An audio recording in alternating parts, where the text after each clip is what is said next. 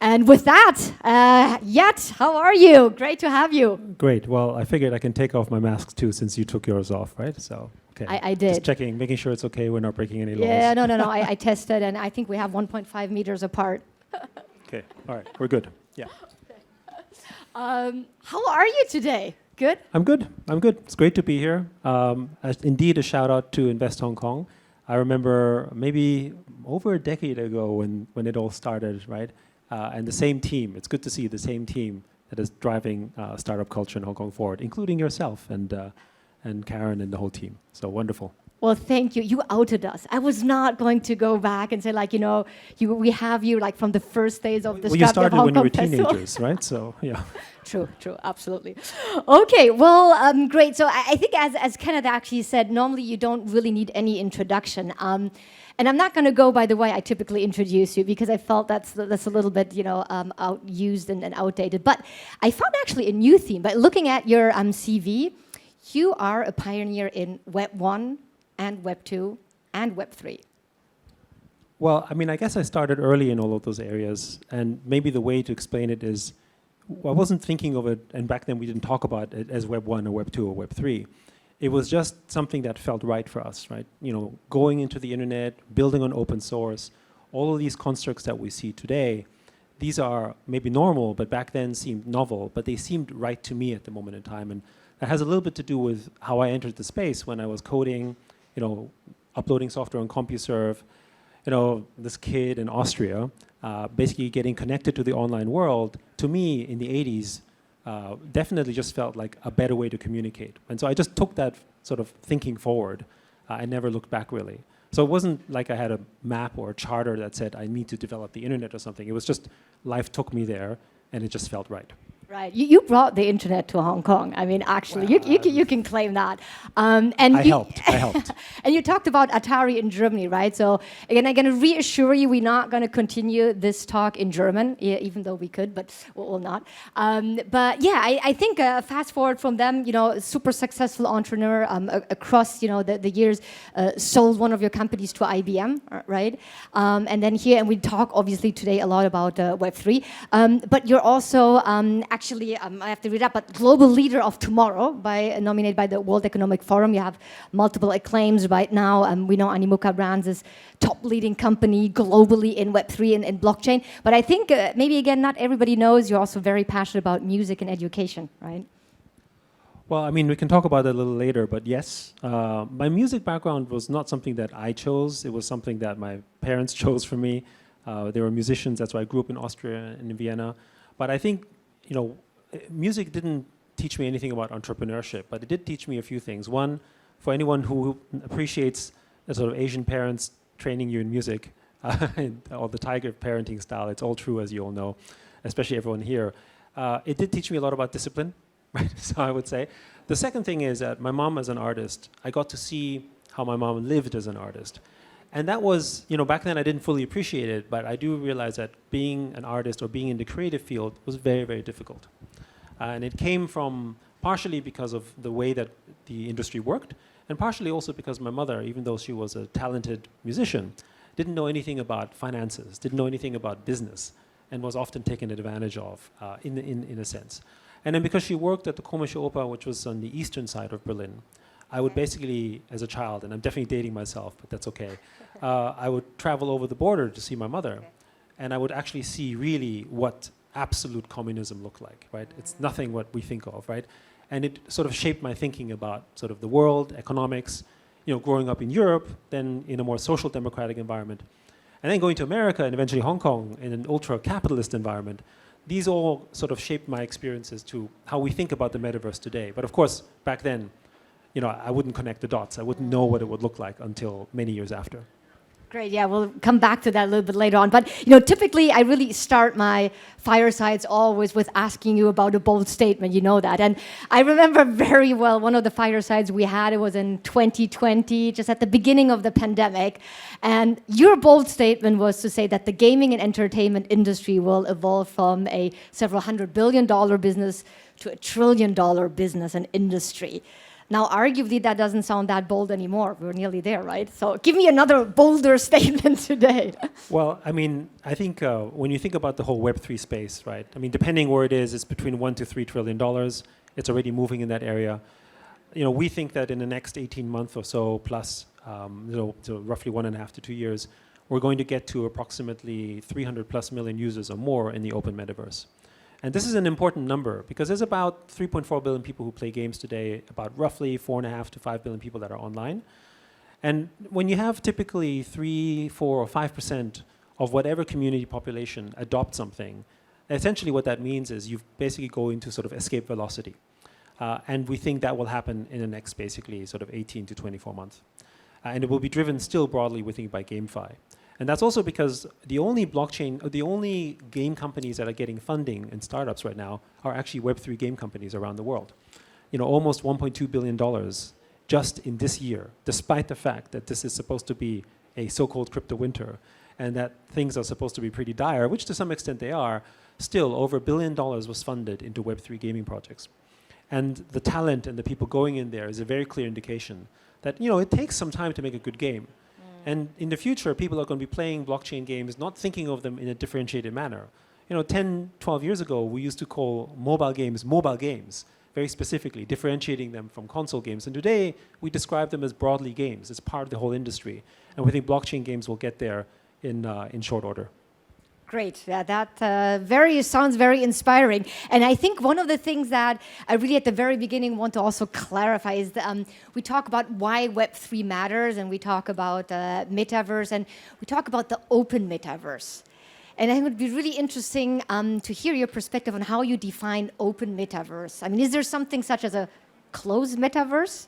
Well, there's a lot of examples of closed metaverses because everything that Web 2 was effectively a kind of closed metaverse. So the way we think of the metaverse, it's something that has really developed over the last 30 to 40 years from the early days of the internet, because it's actually where we have a social community.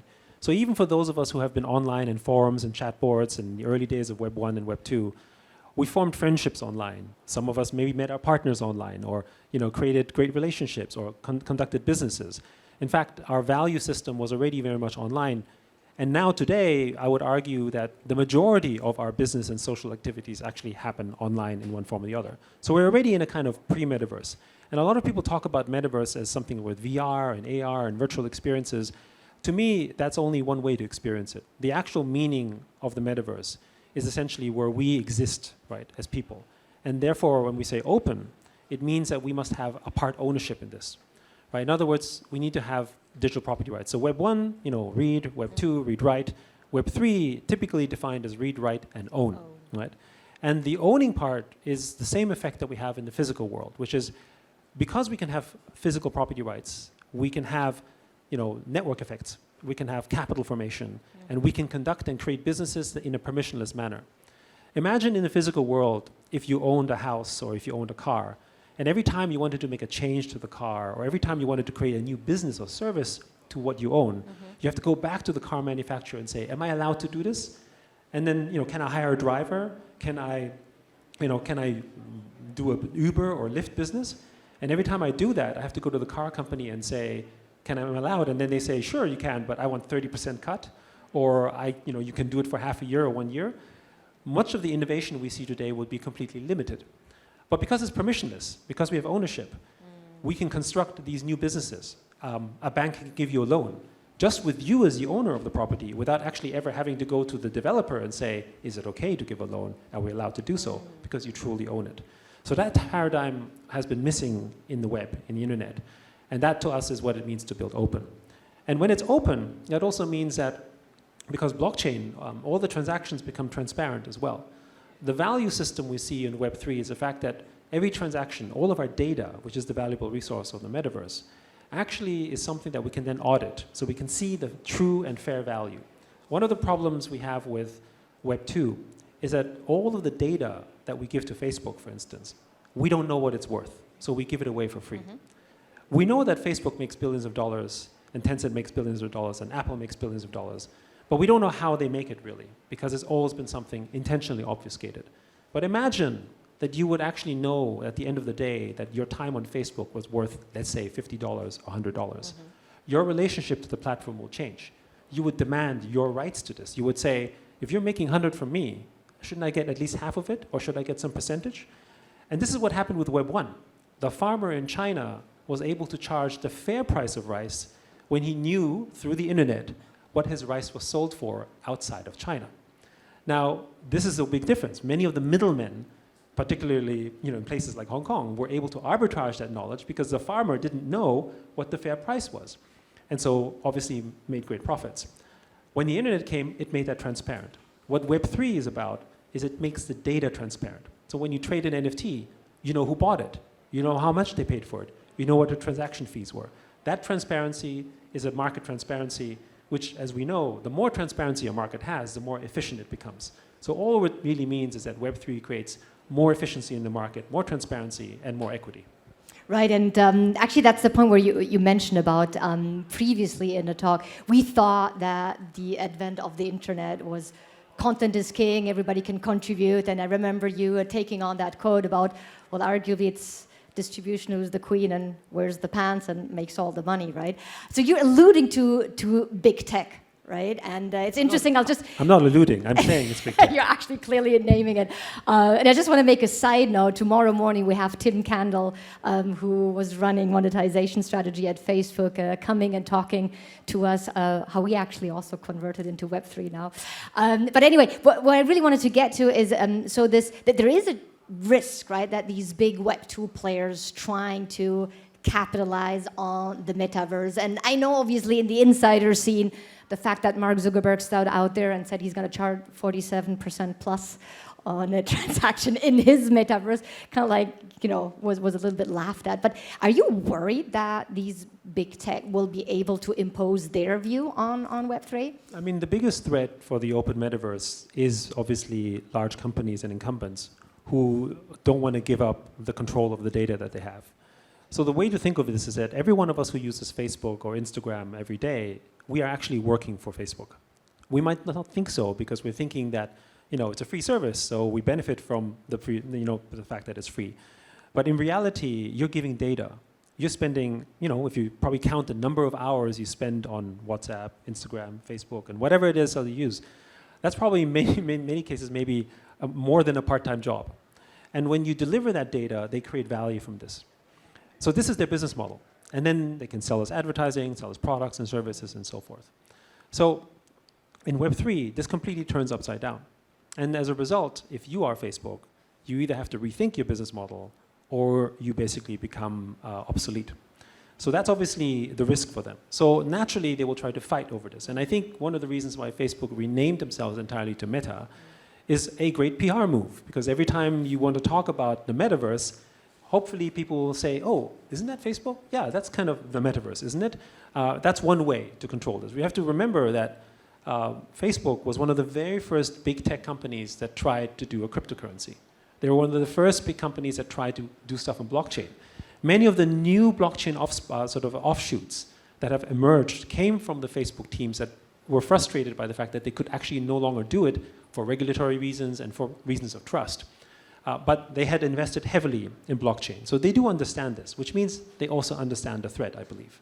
So they've been quite forward about this. But I think a closed metaverse will fail. And the reason why I think it will fail is because you can't have the same network effects as you can in an open system. If you think about closed source versus open source, for those of you old enough, like myself, to remember, there was a time when closed source was the predominant form of coding. And big tech companies, including Microsoft and IBM, would not share their code with anyone because it was their intellectual property. They created the code. That was their exclusive benefit. But when open source came along, in the birth of Linux and BSD and all that type of stuff, everyone laughed at this. In fact, this was Web 1. And now everyone uses open source systems. And the reason why is because you can't compete with the network effect of 1 million coders unless you can suddenly hire 1 million people as an organization, which isn't possible. So the intellectual capacity that exists in open source code is always far, far superior than closed source, to the point where IBM and Google and every other company in the world has embraced open source now. So here's a case where open won over with closed. Now, with data, the construct is different, because in Web 1, we generated a lot of data, but we lacked the machines and the technology to make sense of the data. So this is why Web 2 came along, but with one difference. All that data sits inside a private server controlled by a private corporation that takes value and manipulates it to its effect.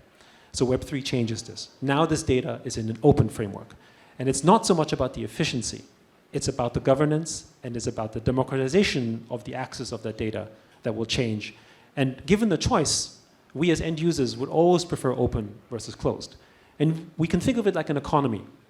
A closed economy that isn't part of global trade will be a certain size, say like North Korea. Its GDP is quite low, it doesn't have property rights.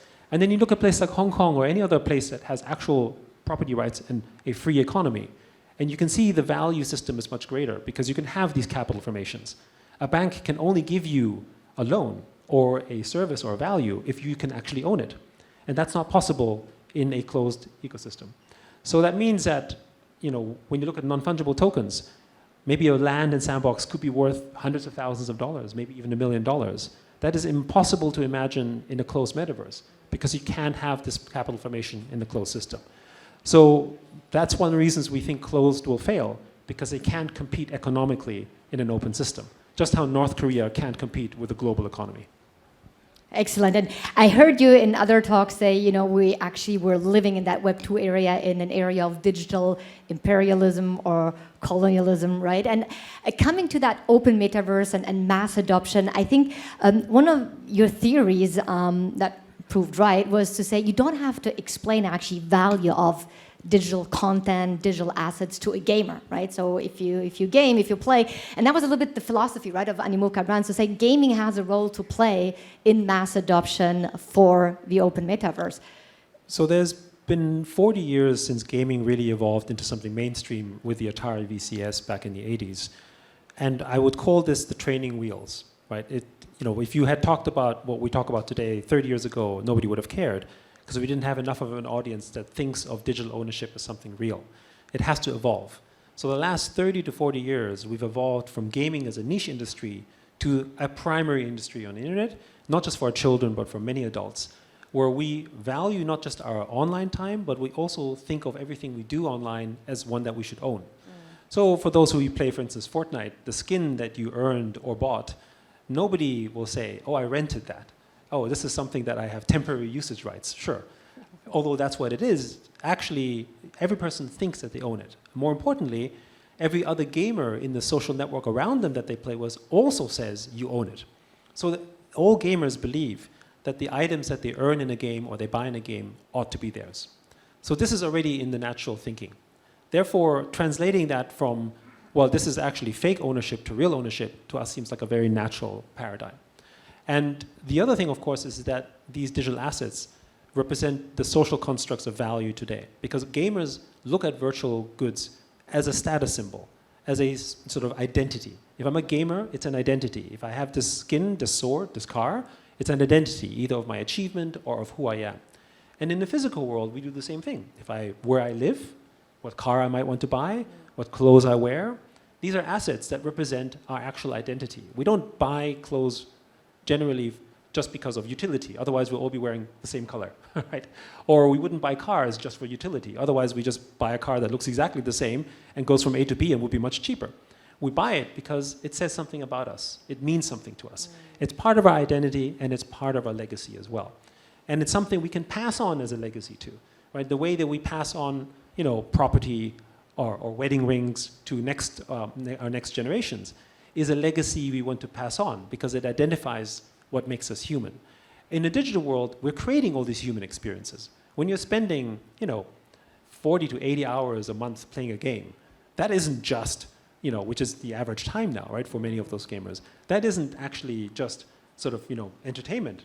Just the same way you form memories. They form a part of you. How can I take a piece of that memory and make it permanent the way that we do in the physical world? That's where property rights become so important. No, absolutely. I think everybody by now follows you on this, but let's go a little bit back in memory lane. I remember, when was that? You dated us already, so was it 2015, the first time when Mick came over from Dapple Labs and Crypto? 2017. 2017. Okay, not that old, but and then afterwards, Seb from the Sandbox, so you helped them to move from Web 2 to a Web 3, a business model, Axie Infinity. I mean, was there at any given point in time that turning point where you were like, okay, this is it and this is going to take off now? Or what have you seen in these companies early on when you came on board? So we entered the space in late 2017 and 2018, which was really, the true crypto winter. Like, we don't think this is a crypto winter because in 2018 it was way, way worse, right? But we didn't enter the space because we thought of necessarily just the commercial impact. We thought of the impact it could have. When we saw CryptoKitties, to us it was the realization that we can actually have true decentralized ownership. And the way that we design games and the way we have ownership on the online world was the key factor that would trigger this. But we also knew in 2018 and 2019 that there were very few players in the space. When we put our first check into OpenSea to support them, it wasn't because, obviously we hoped OpenSea would be very successful, but we didn't think that OpenSea would be as big as it became. We just thought, well, the ecosystem needs a marketplace. So, what's the best one? Oh, OpenSea. So, let's help you, right? That's how we thought about everything. The same was with Axie, the same was with Sandbox, Dapper Labs, right? Even Decentraland. We didn't go there solely because we thought it'd be great returns. We had a conviction that the space would be important, would have impact, and would be meaningful. And therefore, that's how we invested. And the fact that it moved much faster was probably an acceleration of events, including COVID. The fact that it would happen to us was never in doubt. The fact that it happened this quickly maybe is something that we didn't project. And the fact that it develops a whole new industry called GameFi? Well, I think GameFi, we definitely had a hand in making GameFi a really big industry. And as I mentioned earlier, this year, 90% of all funding went pretty much to GameFi-related projects, which is, as a trend, basically is a foregone conclusion will be, I think, a pretty big industry.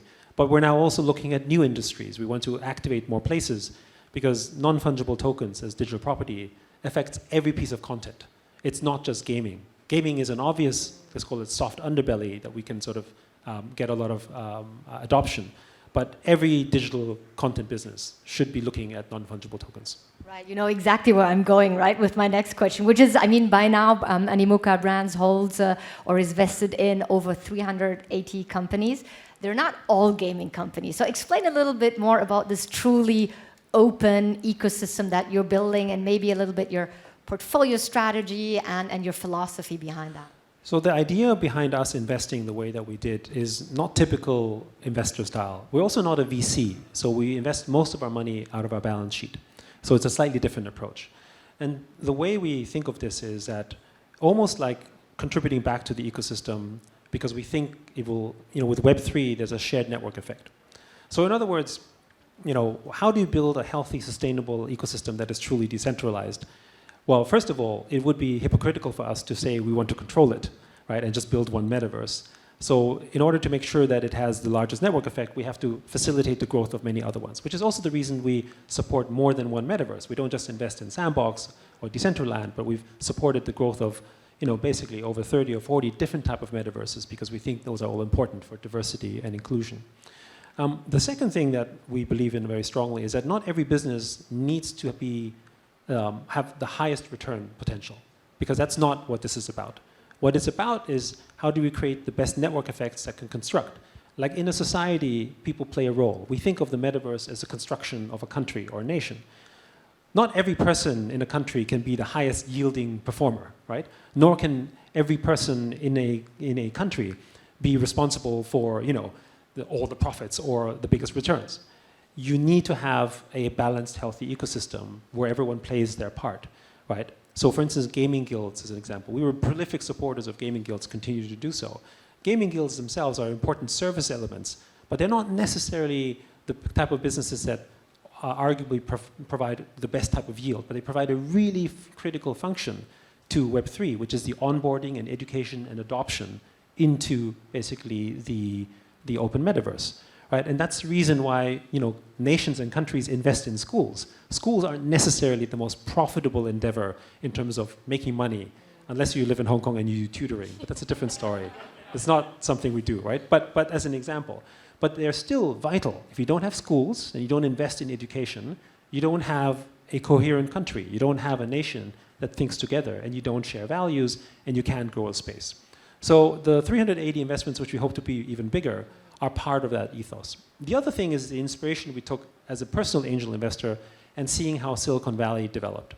One of the powerful things about Silicon Valley is the prolific angel investing that happens across all levels, right? So meaning that it doesn't matter whether the investing isn't limited to just professionals. Investing is a culture. And it's not a culture because you're just thinking about how much money you make. It's a culture because you're giving back to the very community that made you who you are. And this is, I think, something that makes the Valley unique and I think is often not understood. The network effects that the Valley built is not, I mean, you know, I spent a lot of time in this year in Menlo Park and in Palo Alto, which is, you know, the heart of Silicon Valley. I can tell you broadband sucks. Mobile phones, for those of you experienced, is pretty choppy. Sometimes I'm on Zoom calls and it chops out, right? I mean, this is supposed to be the tech capital of the world, and it doesn't have, you know, that strong of an infrastructure. So it's not the infrastructure. It's the fact that there's a culture of reinvesting back into an ecosystem, you know, and that's why you have the culture of the colleges and the universities there, and that's what makes it. It's not tall high-rises, right? It's not fancy buildings. It's not flying cars, right? It's basically culture. And what we feel for Web3, it's the same. It's that ethos of, well, we invest in the ecosystem because even if not all of them succeed, we plant the seeds for more growth. And because we're so broadly exposed in the system, we will broadly benefit as well. And I would say, you could say that in some ways this would be true for Hong Kong too. If more people in Hong Kong, broadly speaking, who have made money through living in Hong Kong, would invest heavily in startups, which I know has been much of the work that you and Invest Hong Kong have been trying to do and so on, then maybe the investment they themselves might not be directly successful. Who knows, right? However, the ecosystem would become richer. The diversity would be stronger. And the optimism and the hope, and therefore the ability to imagine new ideas would be richer and more powerful. So you build hope and you build dreamers in an environment because you know there's a good chance. Whereas if you don't have access to this, because that's not the culture, then you feel like your options are limited and you won't even try, right? And you become more pessimistic. So that's the ethos just on Web3. And the more distributed the equity is, the more value is shared. And because Web3 is an open network, it is inherently anti-monopolistic. So that means that it's easy to share in the value. Like in the simplest examples, all of you could own, say, Bitcoin. By the way, I'm not a Bitcoin maxi. I'm just giving you an example, right? And even if someone might own a lot of Bitcoin more than you still benefit from the network effect of other people who own it. So you can share in that effect in a manner that is hard to do in other ecosystems because maybe you can't afford the property or you don't have shares in the business or you can't get shares in the business because it's not available to you. These things is what basically Web3 and blockchain sort of democratizes. Right, that's brilliant about the philosophy. I think that sentence that investment is now officially part of culture, I read that somewhere in a company deck of AngelHub. Is it possible? I think, I mean, maybe so, and the investment isn't so much just for returns. Because by investing back in the ecosystem, it comes back to you in other ways. And if you think about Animoca Brands, I think it's not just the fact that we helped spur an ecosystem. It's the fact that the people who have benefited or see it understand what we're trying to push. And so, you know, it's like a little bit if you think about why do people choose to buy organic food? Or why do people go for ESG? It's not because it's cheaper. It's because it stands for something. It's a philosophy or it's a purpose. And so they're willing to fund that purpose. They're not just willing to just buy a product just for utility because we're past that. They want purpose behind it, right? And I think that's where the world is going. And I think this is where maybe some classic investors struggle because they're still just looking for the utility. They're still just looking for the raw sort of, you know, actual yield that comes through it. And while that obviously has relevance, that is not how most of the younger generation wants to see the world. Actually, looking again into your portfolio strategy or philosophy a little bit from a different angle, right? So talking a little bit about the creator economy in a larger sense. So yes, gaming should definitely play a role in mass adoption. Now, you know, we joke about the fact that probably the art industry, right, had played a major role. So I think the fact that NFT made it into the Collins Dictionary word of 2021 was the fact that Christie sold off a Beeple for $69 million. And that seemed to be kind of like a breakthrough, right? What do you think in terms of, I mean, obviously now art fintech, and we'll have Francis come tomorrow and talk a little bit more about that as well. What other areas do you see are going to be impacted next? The music industry, I think it's already up and running. And how far will the creator economy spread? And where are you kind of like looking and scouting already for the next winners?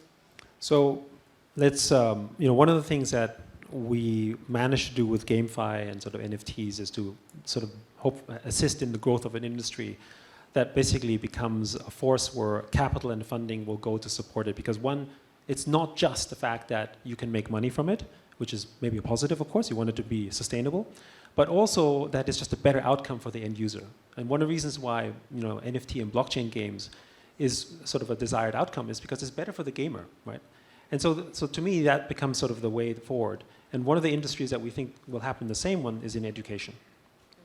We recently acquired a company called TinyTap, which is essentially a teacher marketplace. And what's interesting about that marketplace is that it currently already, in a Netflix-like model, has teachers making content, for other teachers or for other parents with kids that have maybe slightly different needs or want to learn math a different way rather than the conventional method. And they pay them a royalty or basically an income stream from the content they make. Maybe $1,000 a year, $500 a year, in some cases tens of thousands of dollars. Now, when you take that as a non-fungible token, with it you can embed the rights of the content as a publisher. That means because you now own the property and you can pass it on, you can allow for the capital formation to take place that you couldn't do with content before. That means that if you're a buyer of this educational content, you might say, well, it's making $1,000 a year. I'm willing to pay for 10% yield 10 times the price. Now you give a teacher, which is already one of the more underpaid members of society, although critically important to our society, $1,000 a year, it's good additional income. You're talking US dollars. But if you give them $10,000 up front, it changes their life. Now, this is the thing that we saw with NFT art. An artist that might make paintings for $500 or $1,000 a pop, passes it out a certain number of times. But now that he can have equity in the process and continue to have yield generated from this, allows him not just freedom, but it also allows that person to make more money than he did before and actually creates a better economic outcome for him, but also means he can reinvest in the ecosystem and grow the space and make better content as a result because he now has the freedom to do so, right? If you make more money, then you have freedom to think. You have freedom of sort of expression in a way because you don't have to worry about the next week or the next month. You can start planning your future and be a bit more forward-thinking. And this goes to the ethos of decentralization as well, whether this is art or educational content or gaming. Because if we all are able to get a share in the space, like for instance artists, the fact that through blockchain you have a transparent way in which you can share royalties across, that means you don't need a central organization that taxes it on your behalf. In music you have ASCAP, maybe in art houses you have gallerists, right? They do the function because it's hard for an artist to reach out to their collector or sort of find a way in which they can collect a fee. In fact, it doesn't make sense to do so. Now, the problem with that is that invariably you are giving control to an entity for your rights because they have to manage it on your behalf because you can't do it. And then that means that the larger that organization grows, the more power it accrues, and eventually it becomes a mini monopoly, and then it takes advantage of it. And if you look at the music industry, I think ASCAP and BMI were two entities that were constantly taken for antitrust courts because they always abused their music rights. But you see this in every industry. And unfortunately, antitrust has failed most of the world, at least in recent time, in the digital world. So we have this issue. Now, with the decentralization of this ownership, that means if royalties are shared in a distributed manner, in a transparent manner where the middleman is replaced by blockchain through essentially just automatic transactions, not only does value distribute more fairly and distributed, it also means power is decentralized as well, which essentially ensures that there can't be an abuse of the network in the way that we've seen today. If we can't make value from our data, we have to give it to someone like Facebook or Google to make value. But if they don't pay us for it, that's an abuse as well. But if I now know that my data is worth $1,000 or $10,000, someone else will come and say, oh, you're worth $10,000. Well, how about I give you 50% and you come with me? We can actually do this, which you couldn't do before. And you see this effect in Web3 with open marketplaces. OpenSea is still number one, But now there's a very healthy competitive landscape of marketplaces out there because they can leverage the open chain. They can see who the buyers are. They can create competitive services in Web3 that you couldn't do in Web2 because they would close the gates. Yeah, and you have more and more of them coming up, and also companies are offering to swap NFTs, etc. By the way, I mean, for everybody who's really interested in art and tech, we'll have a talk tomorrow. We also had last year, I don't know if you remember, you brought Tubadur on a panel. It was actually the co-founder of Metacoven who bought the Beeple, and we had Beeple. But yeah, going into another area. So again, you mentioned that the open metaverse or metaverses is your vision. You know, you don't want anyone to hold and concentrate all the action. So you invested into Decentraland, obviously the Sandbox, the AAA game Phantom Galaxy also, you know, successfully launched a virtual planet. Obviously you're partner of Yuga Labs, right? And they had for Other Side and Other Deed NFT sale very recently. So one of the questions that comes up, and I guess is also a little bit maybe a question as the holy grail in the scene, is the interoperability of these different metaverses, right? So if you can give us a little bit your perspective on where do we stand, what's next, what's still missing? So the key to us, while we did establish the Open Metaverse Alliance as a way to help with interoperability standards, but the reality is that what makes Web3 beautiful is it's permissionless. So that means that even if there's no interoperable standard defined by the creator, which it might not, anyone can still adopt and use it if they wanted to.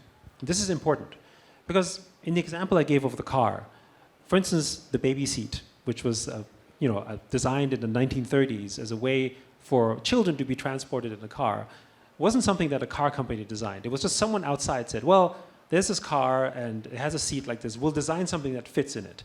And it was pretty ugly, of course, but it did the function. And a new business was birthed at that moment in time, entirely permissionless. They didn't go to Ford Motors and say, can I design this? They just designed something that fit the form factor of that car. So they created an adaptation that fit and created a new business. And by the way, we see this in every business. The fact that we own an iPhone is why people make headphones or cases or accessories, right? They didn't go to Apple and have them share their spec. They just used the phone and said, this is a form factor, I'll create a business around that. Now that's the same for the open metaverse. When you own an NFT, the attributes are yours to play with as you like.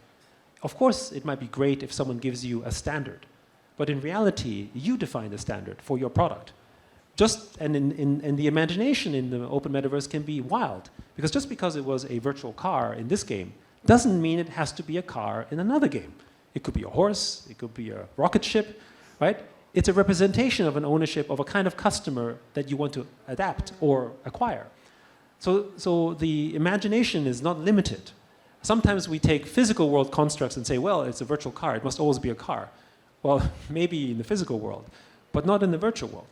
So you can take it as far as you want. So the permissionless nature is the true beauty of Web3, not the fact that there's standards. But of course, standards will be developed as they have in cars for safety and so on. Right? In Web3, we'll have similar things, maybe not specifically for safety, but maybe for ease of use and so on. That will, of course, happen as well. Right. And one thing, actually, because I think time is unfortunately going to run out again. Next time, we really have to plan, I think, for a 1-hour fireside. You talked about crypto winter, right? Now, again, for all those who are, as we, very proud investors into Animoca Brands, read that even though we were supposedly in crypto winter, your results have not been impacted with 380 portfolio companies in the space. So what is your secret? Or again, how do you look at this? Is it truly a crypto winter? Is it? Well, I think of it more as like a crypto chill or maybe an autumn, right? Crypto, if this is a crypto winter, then 2018 was a crypto ice age. Right? This is when Bitcoin was like $3,000 and Ethereum was floating in the hundreds or lower than that sometimes in some cases. That was a really bad time, right? But I think the other thing is you have to look at it from the long-term lens. So let's look at the stats. There's 5 billion some people in the world right now, give or take. If you believe that Web3 and the metaverse is the natural iteration of where the internet is going, from Web 1 to Web 2 to Web 3, then we have several more billion people to grow by a long margin. So whatever chops we have in the world, it actually isn't really a problem. Hong Kong itself, if you look as an economy, its GDP over the last 30 years, broadly speaking, let's take COVID aside, right? But broadly speaking, has been on a trend up. Yeah, you can look at the Asia economic crisis, that was a blip. You can take a look at SARS, that was a blip. You can look at Lehman Brothers, that was a blip, right? They're all blips, but they didn't set them back 30 years. They set them back, but the broad chart of growth, and this is true for Korea, Singapore, Malaysia, right? So when we look at the moment in time and we say, oh wow, 2008, 2009, that was disastrous. It was disastrous from the lens of a 1 year perspective, maybe 2 years. But when you look at it from a lens for 10 or 20 years, it was nothing but a blip in the broader development of the society in which we are in. And so we think of the same way with Web3. So if you take a 3-year lens even for Web3 and blockchain, then this is actually what we're experiencing, just a blip. Sure, Ethereum was at a peak of 4,000 and went to 1,500. Bitcoin was 60,000, went to 20,000. But 3 years ago, it was 3,000. Right? So if you have a long horizon and you're a believer in the space, and this isn't about timing the market. If you're a trader, I have no answer for you, right? You just do what you do, right? And good luck. But if you believe in the long-term vision and you think this is a better future to build, and this is the next iteration of the internet, then I think to us the answer anyway is obvious. You build in this, and as more people join the space, you're just participating in the early days of one of the fastest growth verticals, growth industries, I think, frankly, the world has ever seen so far. Yeah, absolutely. So that's not the burst of a bubble, right? Again, 100 million probably wallet users versus 5 billion internet users. There's a long way to go. Fantastic. Unfortunately, the time is over, but I know we have so many questions on the internet, and one of the most burning questions I know for all entrepreneurs in the room is, if somebody wants to become part of the Animoca family, what should he or she do? So we have a few ways. We have a ventures team, so I think you can go to the website and you can sort of submit something there. Generally speaking, many of the members at Animoca Brands are easily accessible. We're a very friendly bunch. The only thing we can't guarantee is that we get back very quickly because we're busy. But we do want to respond to everything. We also have an accelerator together with Brink. So if you're looking at something there, you can also apply for the accelerators. And by the way, there's another accelerator with Sandbox as well. So we have many avenues to enter the space. And also we fund a lot of investors, and including AngelHub, right? So that means that we have multiple tracks in which you could participate in the Animoca ecosystem, if not directly with us. But for us, everything that everyone builds in the space is very important for us. We do want to see it develop. We are limited in capacity for time, but we take everything very seriously. So if you have patience, don't wait on us, but do it. Keep us informed, because we may come back and want to support in a way. Basically, it's a classic entrepreneurial story. Just because you don't hear anything or even get a rejection, don't give up. It's not just true for us, it's true for anything in life. So keep going. Fantastic. And just to clarify, Yat saying that you should check out AngelHub is not an investment advice, but you should check it out anyway. Thank you so much, Yat. Thank you very much. Great having you. Thank you.